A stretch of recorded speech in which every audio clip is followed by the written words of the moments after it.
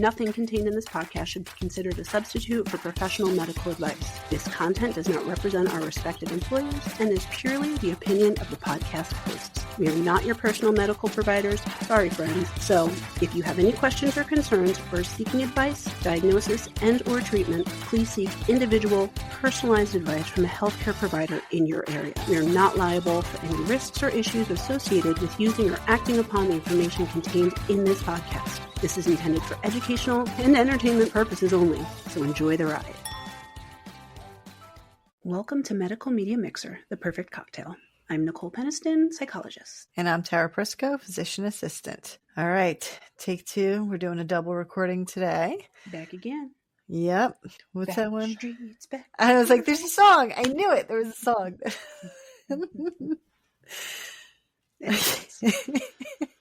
That dancing is definitely going on a clip. I'm sure it will be. And that's I did it. I have to take ownership for it. So you can't undo it.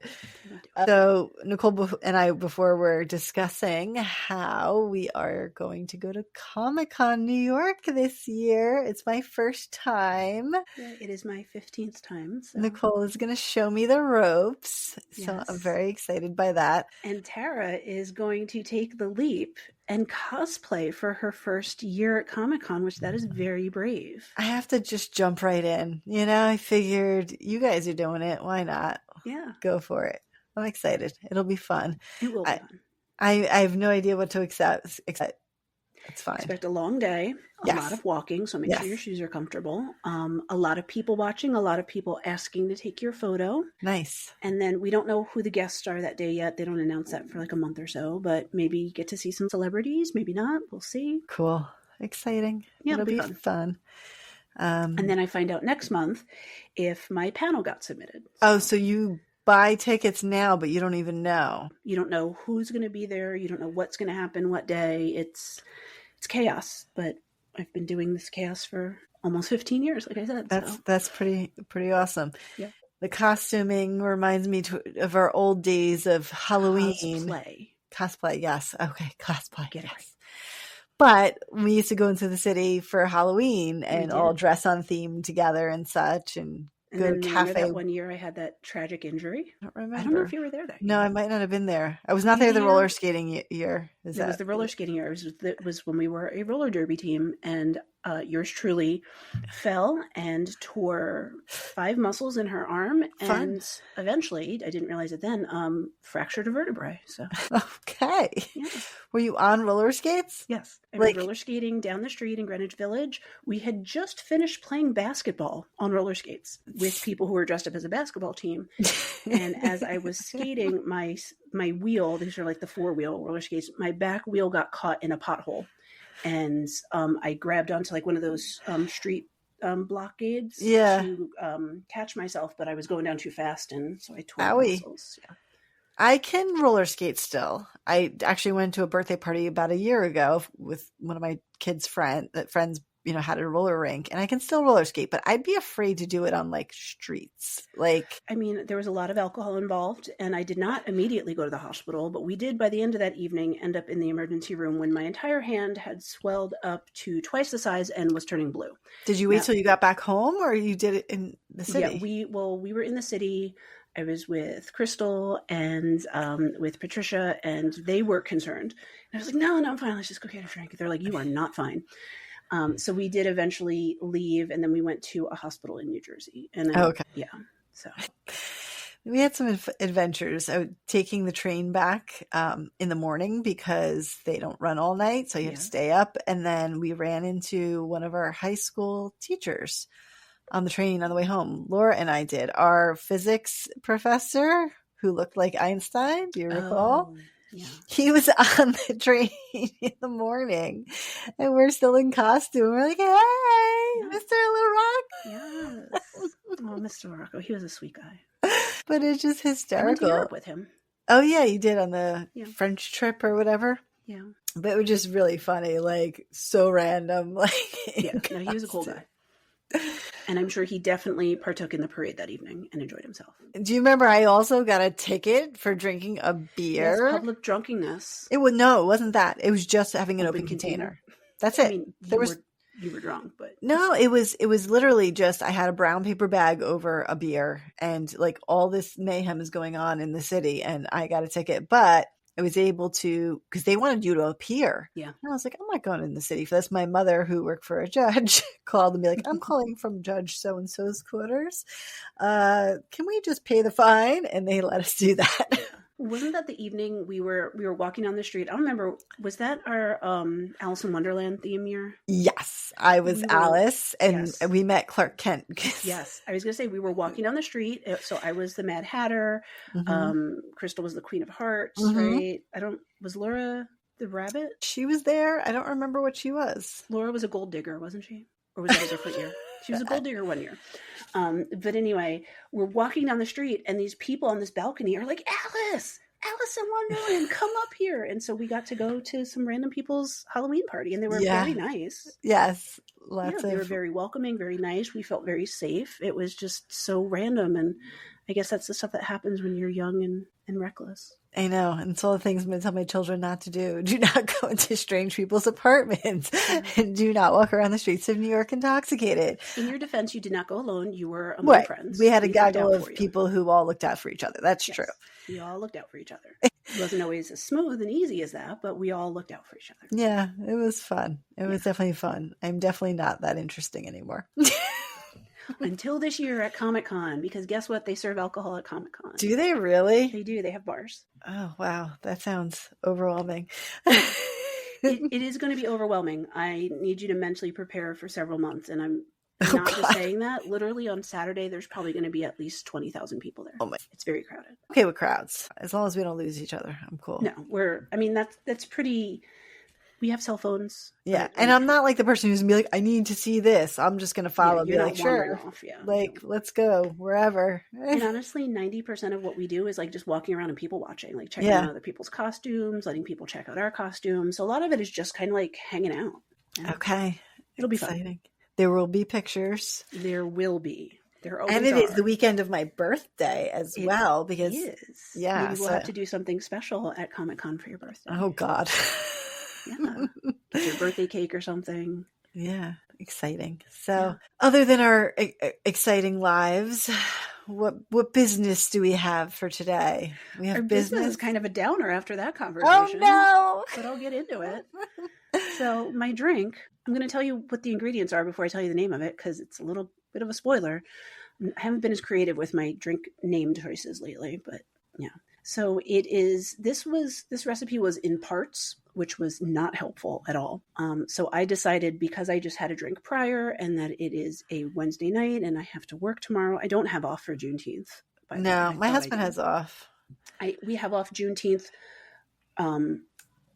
reserved. What is it? What do they call it? Observed. Juneteenth observed on Friday, but I work from home on Friday, so nothing changes for me. Got it. So this is broken down into parts. So my parts that I did, I made one part was a ½ ounce, 2 parts was a full ounce. Got it. So using that measurement, it should be a ½ ounce of Jägermeister. I did not have that, so I used Amaro, which is supposed to be a good flavor profile similar to it. 1 part or ½ ounce of triple sec, 1 ounce of vodka, 1 dash of Angostura bitters, and 1 part of cranberry juice. I think I used like 1.5 ounces of cranberry juice because it said, the recipe specifically says, where is it? Very potent. So I was like, okay. There's lots of alcohol in that. So you basically put all the ingredients in a cocktail shaker with ice, shake until chilled, straight into a glass, drink. It says very potent. So I added, like I said, more of the juice. It doesn't taste super potent, but I only took a sip. But that's the dangerous stuff when it doesn't taste potent. Exactly. And so the name of my drink is the near-death experience. And that's what we're talking about today, folks. Near-death experiences. Okay. So from your work in the medical field, ever encounter someone who says they've had a near-death experience? I think a lot of people had medical trauma or things like that, but I don't know if anyone's ever explained anything as detailed like that I had, like that I see the light kind of a thing, life flash before me kind of thing. No one's personally told me that per se. Yeah. And I think part of that too is there's a lot of negative feedback to people saying they've had NDEs, near-death experiences. So I think a lot of people don't talk about it for that reason. and probably not to medical providers because they figure they're just going to blow them off and be like, that didn't happen. That's not real. Mm. So I started off watching the show called Surviving Death, which is a docuseries in 6 parts. Not all of the parts talk about near-death experiences, but they all talk about something related to death and the supernatural, essentially, or like fringe beliefs about death. Okay. So the first episode is about specifically near-death experiences. And this is on Netflix, and it came out in January 2021. And this is yet another documentary that I watched twice all the way through without realizing it. I will say the first time I definitely didn't pay attention to more than the first episode, but like rewatching it, I was like, okay, I've seen this episode, but then I watched the whole thing and I was like, no, I missed a lot of these parts. So there's a lot to unpack in those 6 episodes. It's very dense and there's a lot of stuff, and they do a really good job of discussing people's experiences, their emotional ties, the spirituality of it, and then also just the science of it all. So it's a pretty cool watch if that's something that you're interested in. So as I said, it came out January 2021. The first episode is called Near-Death Experiences. And so it follows 3 people, I believe. The Wikipedia page doesn't break down into the episodes, so I'm really just going off of memory. But one of the people that it follows is this woman who was a doctor. I want to say she was a cardiologist. She was some sort of doctor who patients would often die, but she had never really thought much about near-death experiences or anything like that. And so she was on a whitewater rafting trip, and I believe it was some sort of whitewater, rapids boating, and she got trapped underwater for, hold on to your panties, 5 minutes. Oh, yes, she was trapped underwater for a very long time before they were able to retrieve her. They got her out. She was blue. She was unresponsive. They're like, she's dead. Like, she's gone. And she woke up and she survived. We know our friends prior to their marriage, that happened to her. Very similar experience. Not quite as long underwater, I believe, but still definitely traumatic and upsetting. He had to be he had to be cooled and everything. Yeah. And something he was CPR and brought back and all that. And I think that's what prompted them, like, hey, let's get married. Like, life is short. Yeah. And they're still together and they have a baby and they just got a brand new dog. Yes. I can't wait to meet their dog. Yes. And they're our biggest fans because both Laura and her hubby have emailed the show. So we love you guys. And we're talking about you. She said she feels like she said she feels like she's hanging out with us because she hears us. Oh, I miss you, Lou. So this particular woman, she has this experience, and on top of just that, the drowning, the being underwater, the being clinically dead, essentially, she had severe injuries. She had like crushed one of her legs, lots and lots of injuries associated with this. And this trip, I don't remember what country. I'm sorry. I'm really bad at that. I usually take a lot of detailed notes. And then these, I was just like, no, just talk about the general stuff. Mm-hmm. But she was somewhere where once they did retrieve her out of the water, it was quite a long journey to get to a hospital, to get medical help. And so it wasn't like, she drowned, they immediately airlifted her somewhere. She got that help right away. It was quite a long process for her to recover. But she almost immediately began talking about this near-death experience where she saw herself being trapped underwater, and she saw and like just instinctively knew, like, I'm not going to survive this. Like, I'm dead. This is it. Wow. This is what's happening. And that's kind of the extent of her near-death experience. But she does say later on, because there's a lot of interviews with her about details and her recovery and how, as a doctor, how she feels about NDEs. But at one point later on in the show, I don't even think it's the first episode, I think it might be a later episode, she talks about how during her near-death experience, or shortly thereafter, I think it was when she was kind of coming out of it, she had essentially this premonition that her son was going to die. And then fast forward, I think it's something like 15, 16 years, her son does die tragically, exactly the way that she pictured it in her near-death experience. And so talking about how near-death experiences open up people's consciousness to other things, like connecting with people of past, having prophetic images, or having a better understanding of spirituality in the world. So it's not just, I saw myself lying on the table and people trying to resuscitate me. It's much more than that. There's more to these near-death experiences than that. And they do talk with several other people in that first episode about their NDEs, but she's really one of the ones who has the most detailed and specific incidents involved in that. As far as prophetic images or thoughts about that. They talk about another woman. I think she's in, let me see, what episode is she in? I think she's in episode 4. So this is Signs from the Dead. That one's what that one is entitled. She is either that one or the very last episode, which is called Reincarnation. She is pregnant and she's having a somewhat difficult pregnancy, but they can't necessarily identify, like, it's not preeclampsia, it's not this, it's not that. It's just, okay, you're just having a rough time with your pregnancy.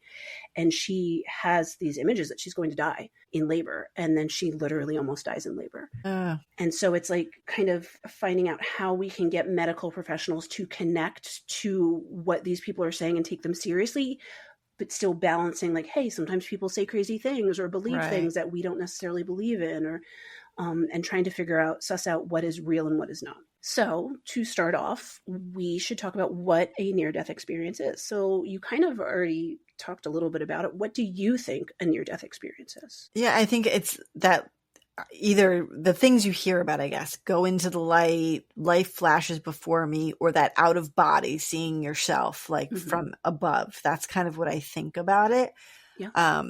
Yeah, and I guess the question, and I'm sure you'll get into this, is there any scientific proof that this is your brain just firing in a very specific way versus, like you said, a more spiritual thing? But it's kind of like how people say that deja vu is your brain glitching, sort of. Like, is this just a brain glitch? So I guess we'll get into that, but that's where my mind is going. Yeah, and I think that's really what most people colloquially have heard about NDEs, what happens during them. So there's actually 15 characteristics of an NDE that I'll get into. That's like a big definition there. Yes, okay. There's been a lot of study on this and a lot of similarities across people, across cultures, across experiences. And so there is this feeling that there's something scientific to it. We just haven't quite figured out all of it as of yet. Random offshoot. Do you remember the movie Flatliners? Yes.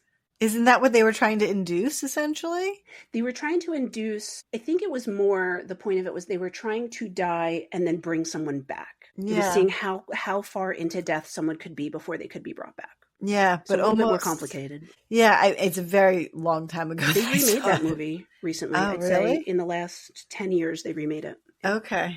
Yeah. All right. Yeah, that was like a big like horror flick when we were in high school. Yeah, and it's one of those things that be on like late night randomly on TV when you're flipping the channels. Like, I don't think I ever intended on watching it. It's one of those you just kind of randomly found. Yeah, I think it's like one of those cult classics where like it wasn't a big popular movie, but like some people were super into it. Yeah, yeah. So let's talk about the history of NDEs. So it started back in the 1890s with a French psychologist and now I feel like I'm Tara. He's a French psychologist and he does some other stuff.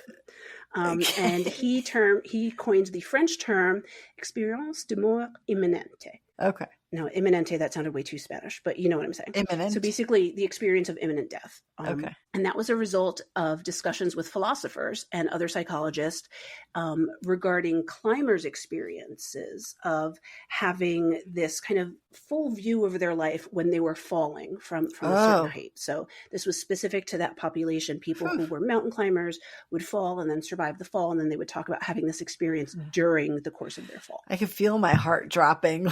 Yeah. Thinking about that. And then, so that was in the 1890s. It doesn't say the exact date. And then in 1892, there was a series of subjective observations by workers falling from scaffolds, soldiers who suffered injuries, climbers who had fallen from heights, and other individuals who had come close to death, such as drownings, accidents, by Albert Heim. And so that's the first time the phenomenon was described as a clinical syndrome, saying that this is an actual medical experience that people are having. So that's 1892. So that this has been around for a while. And then for some reason, there's some giant gap in the history of NDEs.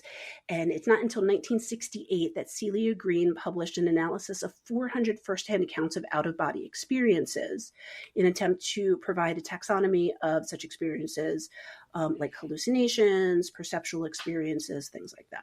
So even though that's not exactly NDEs, it's still that same experience of I'm watching something happen to myself, knowing that is me, and I'm watching it from outside of myself. Right. Which that's a separate thing. Out of bodies. Clinically, we can call that depersonalization or derealization, which can be a symptom in certain psychiatric disorders, but it does happen in near-death experiences as well.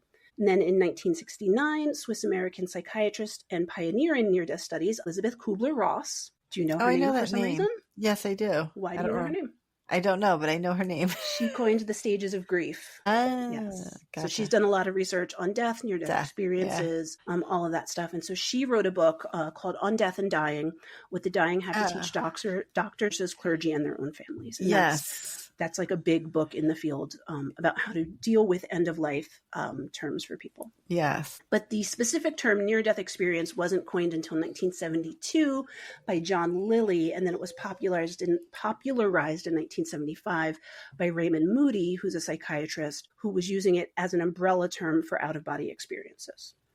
So this is also seeing the light, going down the tunnel, crossing the border, all of those kind of colloquial terms that people have used for it. He was now defining it as this one larger thing. So Moody did a lot of research on close to death or death experiences. So some people actually clinically died. So that's not a near-death experience. That's a death experience, and then you've recovered. So that is there's some different semantics in it.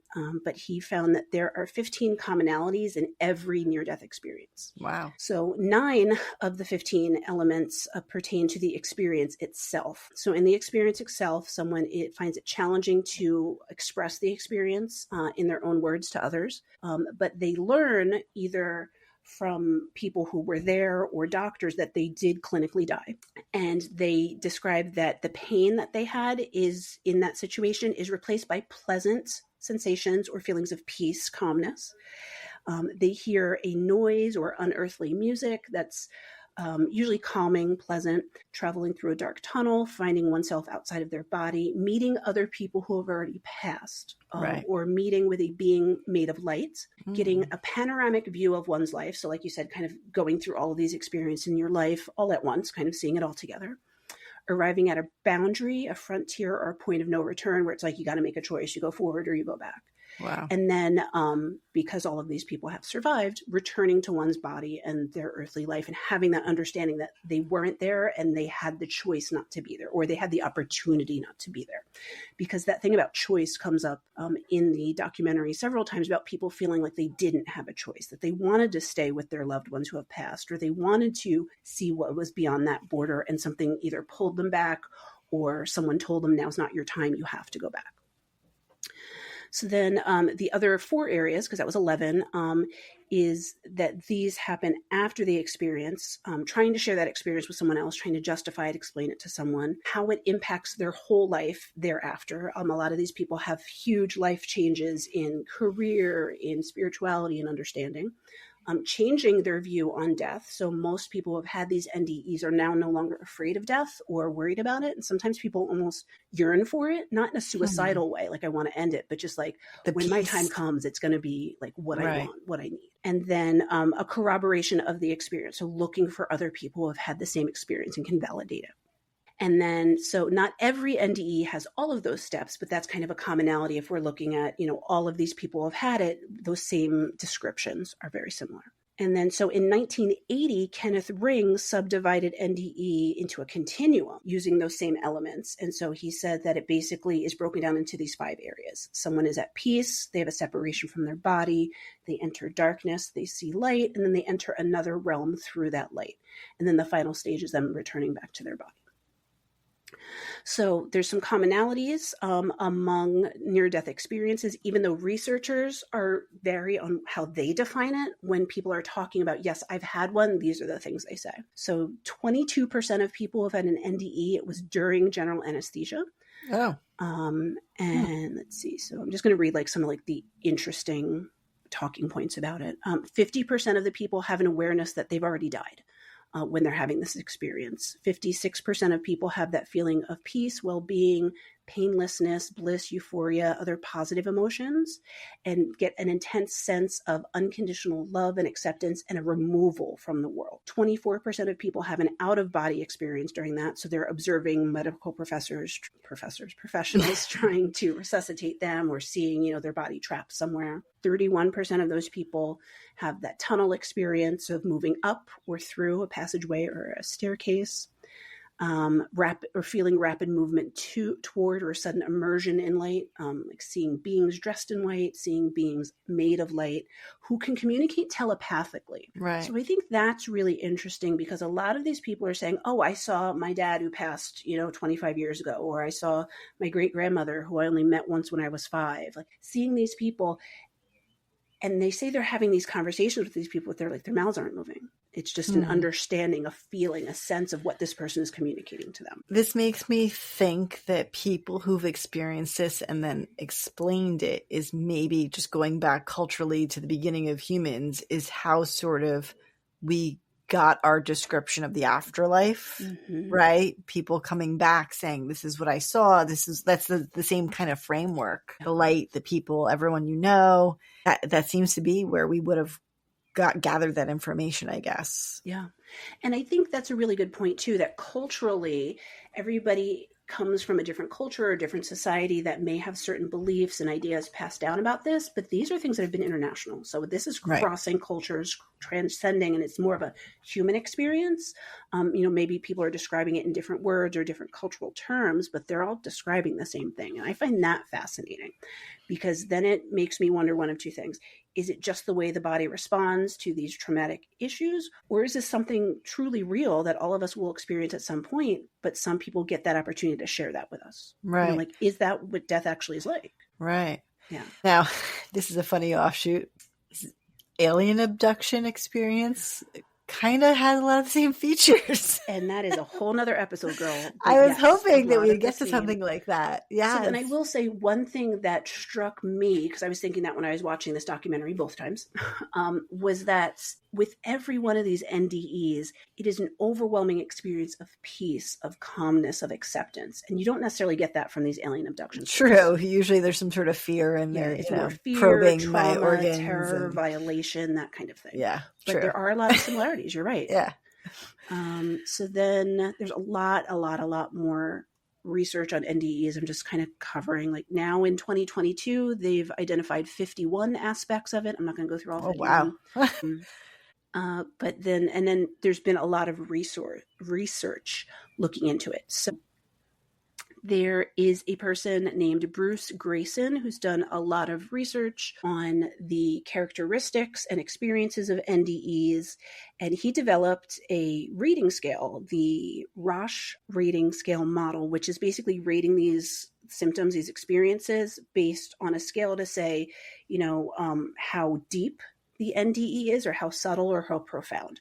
So on this 16 multiple choice questions, I'm assuming it's a Likert scale, so 0 to 4 or 0 to 3 for each one, since it's multiple choice. They said that a score of 7 or below is considered a subtle NDE, score of 7 to 21 is a deep NDE, and a score of 22 or above is a profound NDE. And I'm just scanning this, but I'm also wondering if that level is associated with the type of trauma that took someone to a near-death experience. Right. How significant it is. Yeah. Yeah. And how traumatic it is. If it's, somebody who just has a heart attack and is resuscitated versus someone who is severely beaten and having, I wonder if that's taken into account in some of it. And that might just muddy the waters. Maybe they're just looking at the experience itself because there are so many different ways. But as far as managing someone, so here's a treatment perspective. So when you're dealing with someone who is expressing an NDE, the correct approach is to ask, listen, validate, educate, and refer. So you want to ask them about their experience. If they want to, obviously they're coming to you and telling you they have it. So ask about their experience, listen to what they're saying, validate that this is an experience that they've had, whether you believe it or not, just saying, like, this is, yes, I hear what you're telling me, that you went through this. Educate them on NDEs. So that can be some of this stuff that I've talked about, and then referring them to a specialist who they can talk to. There's lots of research institutes out there that are helping counsel people who have had NDEs. And then also, if you're working with the right therapist, that's something they can work with you through as well, because even though this sounds like a really nice, peaceful experience, I imagine it would be traumatic to be pulled away from that nice, peaceful experience. Right. I was going into, the warmth, the calm, I was ready to go. And back in reality where everything sucks and I'm injured from whatever happened. Exactly. And that's something that I'm really curious about, is like, what are these people recovery like? Is it a better recovery or a worse recovery having had that NDE? Right. Because most of those people have serious medical issues after that. So there was some research with a psychiatrist, a psychologist, and a cardiologist, interestingly, about near-death studies. From 1975 to 2005, they studied 2,500 self-reported NDEs in a retrospective study. Obviously, we can't study it before because we don't know who's going to have it. But it included 600 people in the U.S., 70 in Asia. So they were definitely looking at some of those other cultural factors as well. The Wikipedia page for near-death experiences is a doozy. There's a lot of stuff on there. And there's a lot of good actual research stuff. So that's interesting. But one thing I wanted to get to that I found really interesting, there is an international association for near-death studies. And they do research on that every day. They've been doing this for years. And that is really the crux of what they do is to study this type of experience, but is part of the Division of Perceptual Studies at the University of Virginia, I believe it is. It's a college in Virginia. Yes, University of Virginia School of Medicine. They have their own department of perceptual studies, which looks at near-death images, children who report memories of past lives, which is really cool.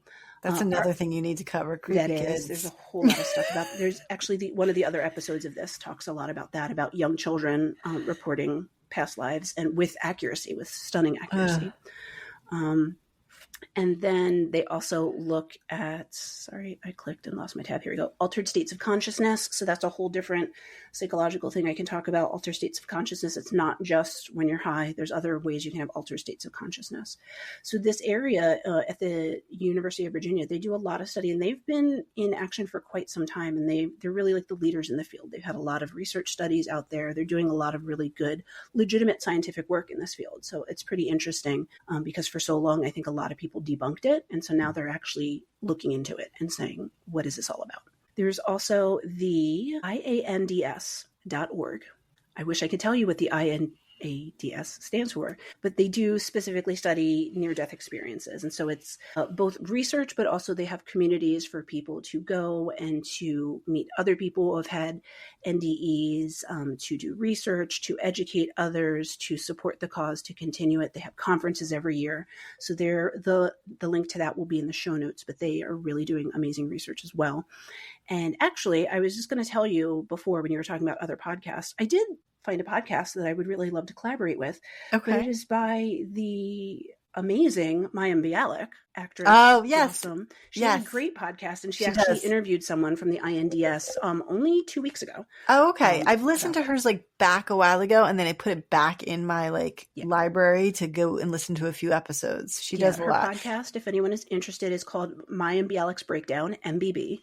And they talk about all things psychological, neurological, spiritual, a lot of really cool topics. I was just listening to one of their more recent episodes about psychics working for the government. So they do talk about a lot of really cool stuff, but that's a really great podcast. What we need to do is get popular enough for her to care. And then we need to cover an episode of Blossom and Big Bang Theory. And boom, reason to have her on. Done. I mean, in my mind, Mayim already cares because she is a true hero and she already cares for us and supports us and loves us. She just doesn't know us yet. I don't know what I was watching, and whatever it was, it suggested the next thing in the queue to watch Blossom. So I did go back and watch some early episodes. And for anyone living under a rock, or maybe not living under a rock, because I feel like we grew up with her, so we did definitely follow her throughout her career. But she actually is a trained neurologist. She has a PhD, so she's not just an actress. She has a neuroscience PhD. I mean, she's actually a scientist. She took time off of acting, did that, raised her kids, and then came back. She's done research, and she's out there doing the real work, and it just happens to be a famous actress on the side. Right. And Amy Fowler is one of my favorite characters. I love her to death. I mean, in my head, Amy is just who Blossom would have been if she stopped being cool. Yeah. Same character, though. Same person. Yeah. See, because we know that Sheldon definitely has autism, so we could totally do that as an episode. And I'm sure there's some other medical stuff. I have so many autism things that I could do. So maybe I'll talk about something else about I know. Big Bang. I'm sure I can find something. On the episode. Yeah, but there's lots of good stuff. Yeah. So she has recently, I believe it was the June 12th, so last week's episode, she interviewed somebody from the INDS regarding their research about NDEs. And that is through Bruce Grayson, who I just mentioned before, the guy who made that scale. He's the founder of the IANDS, and he still works there and does all that good research. They have a lot of fact sheets on their website. One thing that I think is really cool that they put on here is they kind of have like a facts, like answering like most common questions about it. And one of them that I think a lot of people assume, an NDE is not a hallucination. They are very different. And like as I was saying before, hallucinations or those alien abduction experiences tend to be very distressing. They feel unreal. They feel meaningless. They feel kind of floating out into nowhere and questioning it, where NDEs tend to be really profoundly moving and peaceful and add growth and quality to people's lives. So that's a big difference. And I feel like that must mean something. That must mean that it's something different and separate and healing, essentially. Right. And like I was saying before, the effects people can feel transformed psychologically, spiritually, physically, and socially. So there's been people who maybe didn't live the healthiest or best lives before their NDE, and then afterwards they have positive changes in their sleep, their appetite, they have increased sensitivity to medication and environmental factors such as pollution and electrical fields. So I don't know if you've ever heard about or want eventually in a future episode to talk about these phenomenon that people are having, that they're allergic to electromagnetic fields. Yes. That would be really interesting. I need to put that on a list because there's definitely a lot out there. There's a whole documentary about that I could share with you. Yes. So that is that. And then a lot of this stuff repeats, but I added a lot of show links because there's a lot of really cool research and sites out there. A different thing, a shared death experience. Oh. So this is when someone dies and a living loved one reports that they have sensed, observed, accompanied, or assisted the dying person in their transition. Oh. So they've been there with them and they kind of helped usher them to the other side and live to tell the tale. I haven't heard as much about that, but it is on this IANDS website. So that's pretty cool. Something else to look into. See, I was imagining it somewhere like you were both in that accident, right, and then you wake up and you both had the similar experience. Yeah, it's a totally different phenomena. See, my brain wants to like throw some EEG leads on these people and I don't want to induce death, but like study it, like, you know what I mean? But there's just no way to capture this because obviously you don't know when something's happening. Right. And then just the ethics of it. Do we want to Well, obviously I'm not going to research it? Like, no, I mean, if they're volunteering, like that's not something ethically. Well, Flatliners, the movie.